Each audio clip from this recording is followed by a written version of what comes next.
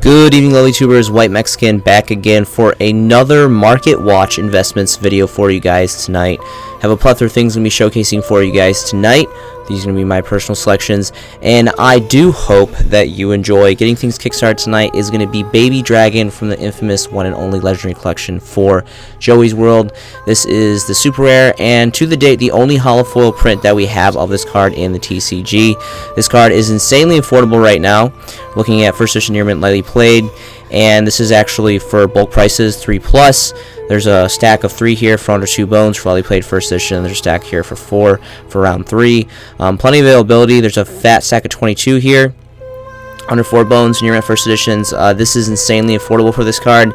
This has huge ties to the anime and Joey Wheeler, Gen 1 era of the anime and all that stuff, and is, again, the only holo foil of this, and is just an iconic card for the anime. Specifically for collector's market, I think this is a fantastic buy. I would not be surprised if these start to trickle away. There's some pretty good numbers for bulk prices. Again, only exclusively first edition. Really great stuff on this. Alright, moving on is going to be Mace. So these were like World Championship prize cards or something like that. There was the 2011 packs, which are super rares, which are obviously going to reign supreme over these other variants. Looks like there was some rares which were released the year prior to, which are still pretty good money, but I mean, there's super rares out, so I mean, I don't know why people would pay so much money for rares when they can just go for these super rares, although these super rares are significantly more expensive. But anyway, so I didn't even know about these cards. Like, I'd heard the name before, but there's only 3 listings on here. The damage one for $269, it's never gonna sell for damage. It's ridiculous. But lightly played through about 300 pones. Near mint goes for 500. So just not a lot of availability, obviously, for these cards. They were you know, really hard to get, really competitive to get. Super rare variants obviously being the only holo foils, so those ones are going to be the ideal choice. Let's go ahead and take a look at Key Mace number 2 here, if this thing wants to load. Number 2. Okay, and it looks like there's 3 listings here as well. Moderately played for 280, 350 for lightly played, and then almost 700 bones, 669, 69 for near mint. So obviously not a lot of people have these. Kind of silly artwork, but I just thought it was kind of interesting, a little obscure part of the market, a little lesser known, so I wanted to go ahead and show that to you guys. Alright, NITS is going to be next. So this is specifically for the dual terminal 3s. If you guys have been watching my channel, you guys know I'm a huge advocate for dual terminal. Dual terminal has been discontinued for some time now. The new what is it, Hidden Arsenal Chapter 1, whatever it is, I can't remember. There's new sets coming out early next year that's going to bring back apparently the dual terminal technology printing, so we'll see how that goes. But since prior to that, they've been completely eradicated. Well, they're no longer being manufactured. This is a really great card. I know back in the day this was used for like tour guide and stuff. I'm not really sure. I think maybe even GOAT format. I'm not really familiar with GOAT format. I think maybe possibly it was a GOAT format card, but I know it was used when tour guide was first dropped. This is what it looks like. DT is just amazing. It's got like this birthday cake sprinkle polka dot amazingness, really aesthetically pleasing. This card is just really good money. Starting market price for lightly played is 28 bones, and then it goes up to around 29 for near mint, and this continues to trickle up. There's a couple of stacks here, stack of 4, stack of 6, 3 pages of availability, but it's a pretty fat price point. So if you have this card, sell it. If you want to keep it, but it's DT, it's a really cool card, and it's worth good money. Same with Dark Paladin. So Dark Paladin, dual terminal 3 rares for all you Dark Magician lovers in general. These are all 20 bucks. Starting market price is 20 bones for lightly played, and then near mint goes up to 30 bones quickly plus, and 3 pages of availability. These are all 1 stacks on the first page. See if there's even bulk prices available. There is 1 single bulk price playset near mint lightly played for 50 bones. So not a lot of great availability for bulk prices. Again, this is a DT rare, so pretty awesome. Dark Paladin's got really cool artwork, so there's that. Mistworm is going to be next. So this is the dual terminal 1 ultra rare, so really great things on this. It's dual terminal 1, so the very first dual terminal right to preside after dual terminal preview. Dual terminal preview is pretty much just like not available on the market. It's extremely old, really competitive to get, very expensive. So dual terminal 1 is going to be your next bet. Dual terminal 1 is all the mirrored cards of preview. It just, instead of preview, it says 1. So significant for collectors, not really much for anyone else. This is an amazing card, high rarity of ultra rare, not only ultra rare but dual terminal ultra rare, again with like the birthday cake sprinkle. Hollow foiling looks really great. This card is a trip compulse, bounces 3 back, really great, 25 beater. Really great artwork. Again, the best thing about this is really great rarity, really great artwork, really cool effect. Very old, great history merit being that dual terminal 1 as well. Starting market price for this is going to be 20 bones. Starting market price for lightly played, and then around 22, 23-ish after you factor in shipping for near mints. You'll notice there's not really bulk prices. There's a stack of 2 here, a stack of 2 here, but only a single page of availability, and then bottoms out to 100 plus at a whopping 125 at the bottom out price point here. There are other variants. Pretty much only the Hidden Arsenal Secret Rare original prints. If you're not going to get the DT, I do recommend, because the DTs are still relatively affordable. I mean, they're not as affordable as they used to be, but 20 bones is really not that bad, seeing that it is ultra rare dual terminal. Very amazing. Let's go ahead and take a look at the secrets if you guys want. I know some Hidden Arsenal stuff came first edition. It says limited edition here. There isn't even an option to go first edition, so I don't know, for some reason the first Hidden Arsenal didn't come. There wasn't a first edition print, because I know there are Hidden Arsenals that come first edition variants, so I'm not really sure what the deal with that is. Let's go ahead and take a look at bulk prices. Lightly played is 14 bones, and then it goes to about 15-16 for near mint. If we take off bulk prices, it's about 9-ish, 10 bones. So not a very cheap card, but again, a really great stuff. And pretty much, yeah, the DT and the secret rares are going to be really the only ones in primary existence. This just doesn't exist. Don't even pay attention to this. Just negate the idea of this ever being a thought in your mind. This does not exist. This is fake. This is not real cardboard. Okay, moving on. All right, we have Dragon Master Knight. This card has ridiculously cool artwork. We have like Black Luster Soldier. I think this is Envoy of the Beginning, and then of course Blue Eyes Ultimate Dragon. Really insane artwork. That's really the only thing that this card has going for it. It has like pretty much, I don't even remember what its effect does. What does this effect do? It gains a little bit of attack, and it's a 5k beer. That's pretty much it. It pretty much blows, but it just has really good artwork. Retro Pack 2, obviously being Retro Pack, an insanely sought after set for collectability purposes. We have this OCG stuff, people flooding the market with this garbage. Sorry, not sorry. Okay, so lightly played is about 250, 255 after you factor in the shipping. So expensive at what it is. If it says retro pack, it's a hollow foil. It's gonna slap you in the face with a fat price tag. Then we have this European set ultra rares, which are just disgusting. I wouldn't even bat an eye at that. What I want to talk about more specifically is it may not be the Retro Pack Secret Rare, but Legendary Collection Kaiba, another really great set. Again, Legendary Collection 3, Yugi's World, and Legendary Collection 4, Joey's World were just amazing. High rarity, like Generation 1, sought after, really great high stuff. More specifically for the Secret Rares, but Ultras and Supers look pretty good too. Just borderline obsessed with that set. It's really good.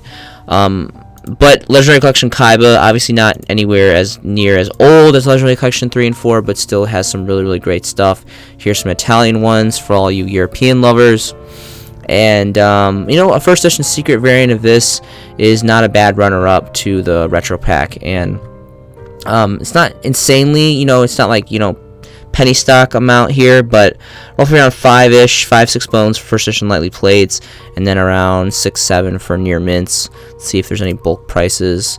And then bulk prices, again, European Times around 5-ish for a 7 stack. And then this one has 2 sales, but someone's got to start somewhere. 5 bones for lightly played first edition 4. So up to you guys on that. That's really the only variant that I would personally go after, because it is high rarity secret rare, and it is Legendary Collection Kaiba. Like, this is like a Kaiba slash Yugi blended card, but I would say more specifically Kaiba, because it's more predominated by the Blue Eyes Ultimate Dragon. So yeah, I just wanted to think it's a cool card. Alright, next is going to be Tragodia. This is the highest rarity as the Ultimate Rare Turbo Pack Booster 4. This card is insane. It has like 3 different effects. It's a Dark, it's a Fiend, it's an Ultimate Rare. It looks great, and it's very, very old. Starting market price for this is going to be, for lightly played, is going to be 118. And then there's a European Italian one here, if you guys are into that. I love how it says Demon. That's cool.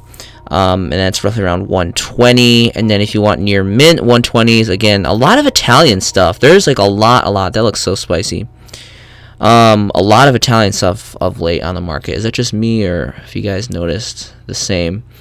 Okay, so English near mint is around 160. So by all means, not very affordable card, but a very high aesthetically pleasing and really great effect, and really old too. Of course, there are the Shonen Jump magazine ultra rare promos. Those are pretty much going to be your only alternative versions, unless you want to go for specifically the Star Foil first editions exclusively. Here they are, the Star Foil, not the rares, first editions. Those are pretty affordable. Those are like DTs. Those are pretty nice too. Again, I bag on ultra all the time. I think it's utterly disgusting, but there are a small pocket of the market that I really enjoy, including Shonen Jump ultra promos, more specifically because they are discontinued. We have lightly played variants here for around 5 bones, and near mints are around 6. There's 4 pages of availability. We're going to switch over to bulk prices. There's a fat stack of 13. Good choice on number. Near mint is a little over, Phantom over 6 bones. So, and there's actually, 1 page of availability for bulk prices. Really great stuff. Next is going to be something kind of obscure, Dark Eradicator Warlock. There isn't a lot of prints of this. I'm pretty sure, if I'm not mistaken, this is the original print out of the Structure Deck Spellcaster's Judgment. This is an insanely old Structure Deck, and for how old this isn't a bad, this effect is not that bad. I mean, yes, you have to push off a Dark Magician, especially when that's from your hand, but still, it's got really cool artwork. I'll give it that. It is unfortunate that it is this disgusting rarity, but it is from a Structure Deck, so I mean, we can expect no less. But for what it is, it's got a pretty killer effect, especially seeing how old this card is. So, given that it has a pretty cool effect, it has the allure, collectability of Dark Magician themed stuff, really badass name, and really cool artwork. It's got quite a bit going for it. Very affordable. I mean, under a bone for even first edition copies. But when you get to the bulk prices, that's when we see it kind of articulate a little bit more value. It gets to about the 3 bone range. Lightly played first editions roughly around 3 bones. There's a 5 stack, and then near mints go to a 5 for a 3 stack. So that's one thing you have to really keep in note. It's not always about the singles. When you start to get into the bulk prices, if you're like me and you like to invest in bulk, there's usually almost always a significant price differentiation between the onesie twosies and the bulk prices of 3+. So keep in mind. I wanted to show you really quick the other variants. I personally think this is the best because unless the 2010 card pack rare, which is unavailable and completely ugly, honestly, even if I'm so bold to say, compared to this ultra rare, just because it's not holo foil personally. Some rares are cool, but it's just not really doing it for me. OTS pack, Tournament pack 2. It's common, so disgusting. It's common, so peasant rarity. But that's it. We only have these 3 rarities, so definitely I think the original ultra rares from the Structure Deck are going to be first edition exclusively. Are going to take the cake.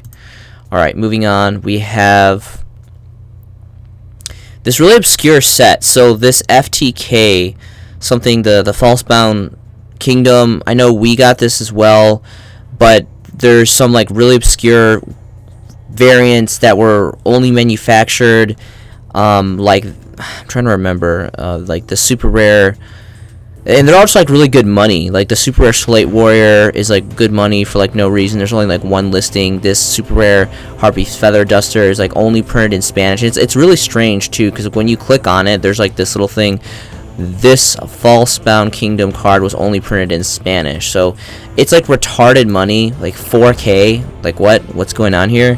One listing. So it's obvious that this was just an insanely small short print.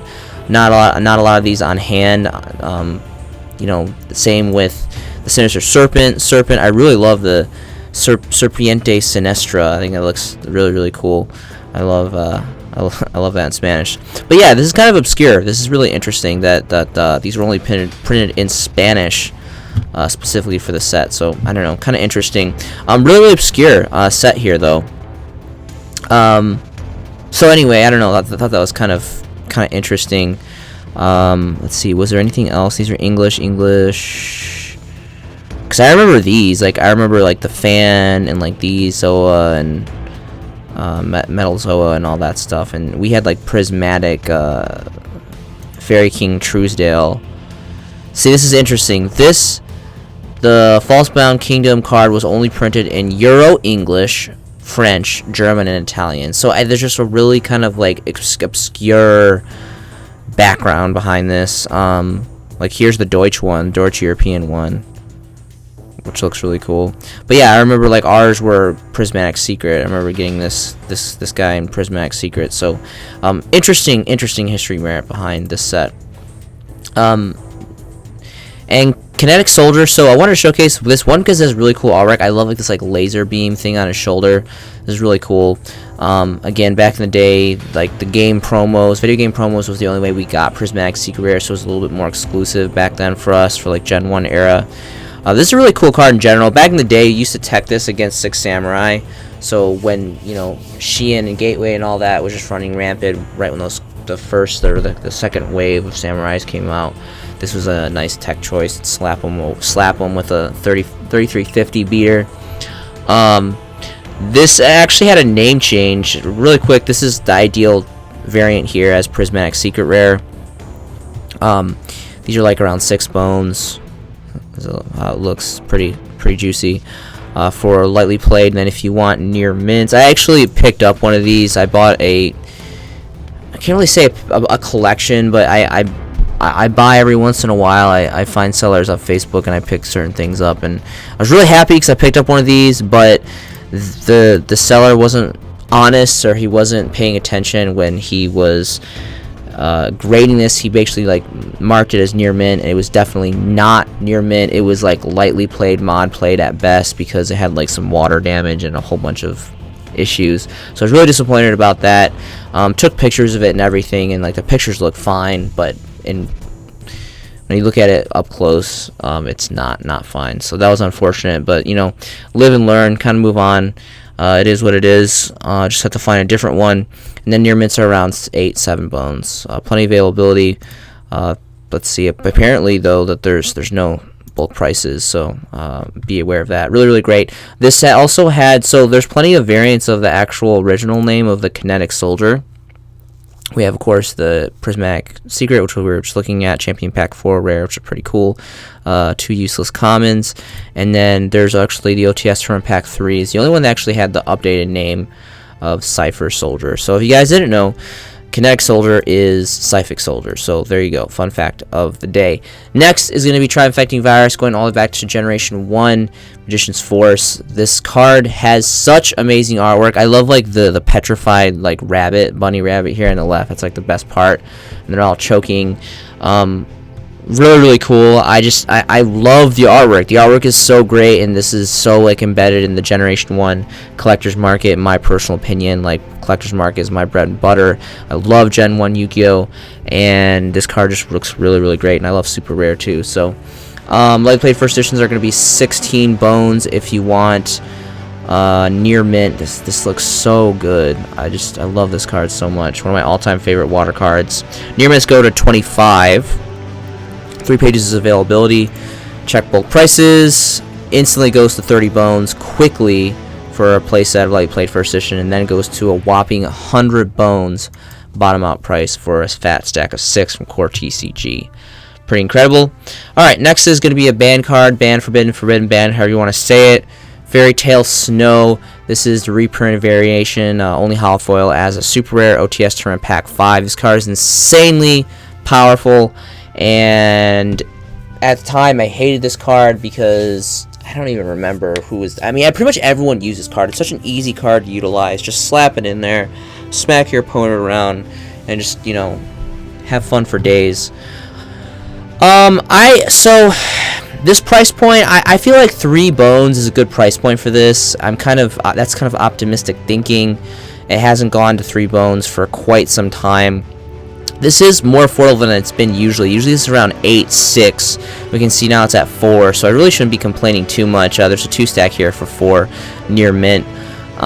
6 pages availability. Let's go ahead and check bulk prices. So there is a playset here for 4, then it goes to about 5 for this playset. So there is relatively a good plenty of availability on the market. Kind of silly artwork. It's kind of a little too kind of like cutesy. It's like Tea Party meets like Acid Bunny tripping, and I don't know. It's but you know, it is cool. It's the only holo foil that we have, and this is a ridiculously powerful card. And again, White Mexican Theory. You never know when something's gonna come off the ban list. It's not a matter of if it comes off the ban forbidden list. It's a matter of when it comes off the forbidden ban list, and if it gets an errata or not. Next is going to be Minerva. So this is the secret rare reprint from Battles of Legend Light's Revenge. There was, I think, a prize card, super rare and ultra rare, and then this is it. That's like all we pretty much have. So there's not a lot of run prints of this, unless they reprinted this ultra rare. I'm not sure if they reprinted this ultra rare. Anyway, this is from Battles of Legends Light's Revenge. This is a transition set. A lot of great history merit on this because this was the very first set to do the transition where the rank level stars are hollowed out and the attribute level stars hollowed out. So really cool transition history merit on that. And this is finally seeing some relatively good-ish value. For the longest time, it was like around 2-3 bones. We can see a stack here of near mint first edition for 7. So not an insanely expensive card, and it blows my mind that this card is high rarity of secret rare. There's not a lot of availability. Like the other 2 variants are prize cards. I don't know if it got some crappy unforgivable ultra rare reprint, some cheap subset. Probably did. Maybe this is really great. And Battles of Legends Light Revenge was the first Battles of Legends. That's like Gen 1 Battles of Legends. So really cool history merit on that.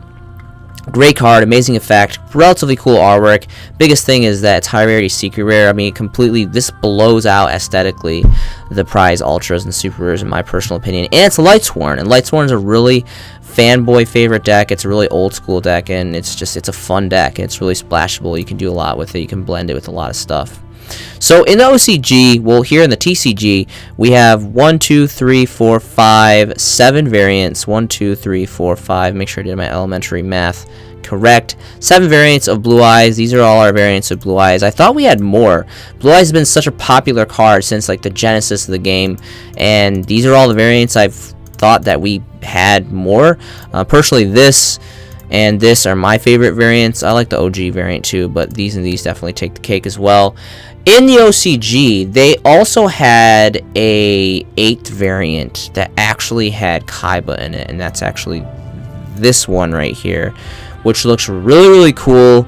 And I think it'd be really awesome if Konami gave us this, not in ultra rare. Emphasis, not in ultra rare. Konami, please, if you give this to us, give it to us in secret rare or something juicy, not ultra rare.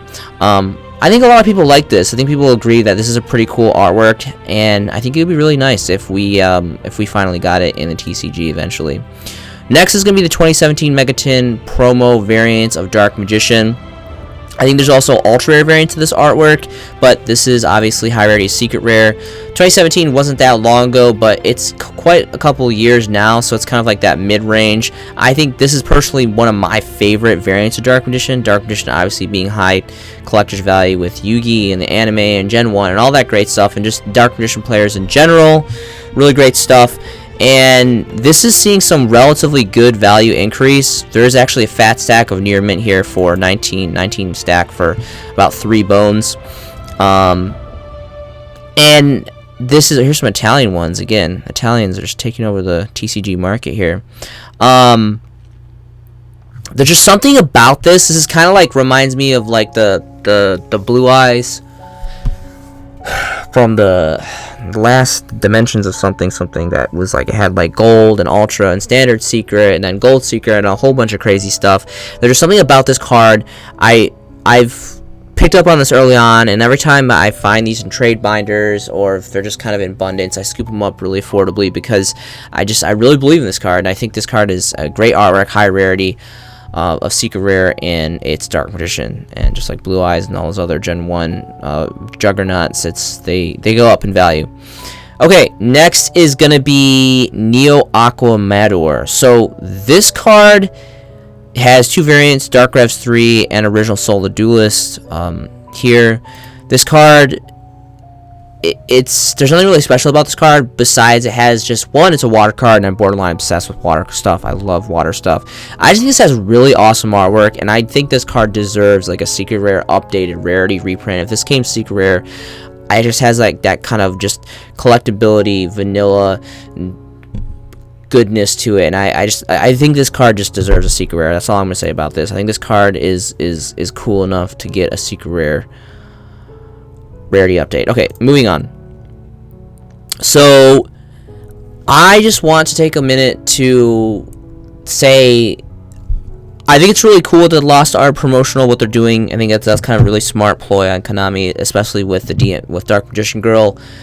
Reprinting it twice, doing 2 red prints, really milking it. That was pretty interesting. They picked some of the most terrible, not all the time, but sometimes. Like Gemini Elf was really cool. I think one of the last ones was Gemini Elf, which was a really cool uncensorship. Konami, if you guys want to really get us interested, stop making them in ultra rares. That's your first problem. Make them secret rares. Make them nice. Give them a nice little pop. And start selecting cards like Final Flame. So this is Final Flame. This is the artwork that we have here in the TCG. If we switch over to the OCG in Japan, this is what they got in Japan.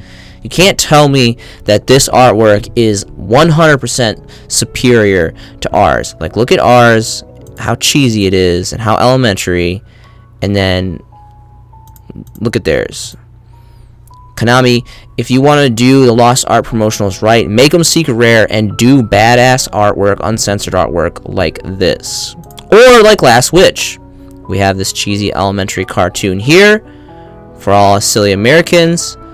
And then the Japanese got this. They got the Salem Witch Trials. So what's up with that? This would look amazing as a Secret Rare Lost Art promotion on censorship. Just like Dark Witch. Dark Witch is more of a subtle change here. This is what we got. Still to the day, well, technically a solo print, Spell Ruler, Magic Ruler, more specifically for Magic Ruler being the OG print, but you guys know the whole story behind that. Still technically one set. Obviously, skirt was shortened, bust on the chest, and then the demon horns here. So this would be a ridiculous, like, how can anyone argue that if Konami didn't manufacture this uncensored artwork, Dark Witch, as a Secret Rare, like, who wouldn't want that? That would be such an amazing sought after collector's card. That would just be insane. Alright, that's all I'm going to say about that. Moving on. We have Green Phantom King. This is a solo print from Generation 1, Set 1, The Legend of Blue Eyes White Dragon. I think this has really awesome artwork. They made this a common, which is kind of understandable, being back in the day, like, a lot of cards were common, and they're still kind of figuring out the whole rarity thing. This card definitely deserves a Secret Rare or a Super Rare or some kind of holofoil reprint. For the love of God, please do not spit in this card's face and make it an ultra rare. More specifically a Secret Rare, that would be fantastic. This has amazing artwork, and I just really think that this card deserves a rarity bump to holofoil, just the same as Queen of the Autumn Leaves. This also equally is a solo print, but even more competitive, Tournament Pack 2 solo print, and this is a terrible picture. This is actually what the card looks like. Really awesome. I love the tones. I love this, again, like the Gen 1 era. That's why I love Gen 1 Yu-Gi-Oh! Because like the artwork was just simple and very like just classic looking and just very cartoony, and just, it was really just special time. And I'm just biased because at the time I was a kid, and there's just so many amazing nostalgic memories behind these Gen 1 era cards. But really great artwork. And again, it was just a TP2 common, insanely old, relatively good money. I mean, starting market price is around 13 bones for lightly played, and then if you want a near mint, you'll have to move on to the second. But the biggest thing is it's a common, though. No one really wants a common. I mean, yeah, it's TP, so that gives it value, and it's a solo print that makes it double value, but this would look so amazing in Secret Rare, personally. So, the last card is going to be Snatch and Steal. I love Snatch and Steal. I love Snatch and Steal. Magic Ruler is one of the most iconic Generation 1 sets of all time for me. A lot of really special memories with this set, and this is my personal favorite Magic Stamp Magic Ruler variant, and the first edition copies starting market price are going for around 45 bones, and if you want near mint, try 73 bones, which is actually a stack of 3, which is pretty incredible. Is that the only, and that is the only bulk prices for that. So that's all I have for you guys tonight. The world is a crazy place. Please remember to take care of each other. Be a brother, be a sister, be a friend. There's a lot of depression, anxiety, stress, loneliness all throughout this world. Please remember to take care of each other. Yu-Gi-Oh! Has been part of my life for many years now.